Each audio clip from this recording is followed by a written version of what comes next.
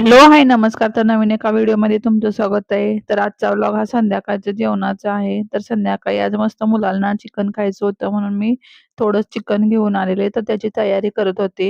या चिकनचा मी फुल blog YouTube चॅनलवरती टाकलेला आहे. तर याची रेसिपी तुम्हाला जर पाहिजे असेल तर तुम्ही यूट्यूब चॅनलवरती जाऊन तुम्ही याची रेसिपी बघू शकता. मी पूर्ण रेसिपी टाकली आहे. तर मस्त असं थोडंसं चिकन घेऊन आलेले, स्वच्छ धुतलं वगैरे, मसाला वगैरे तयार करून घेतला आणि आधी चिकनला कुकरमध्ये थोडी फोडणी दिली, वाफलून घेतलं.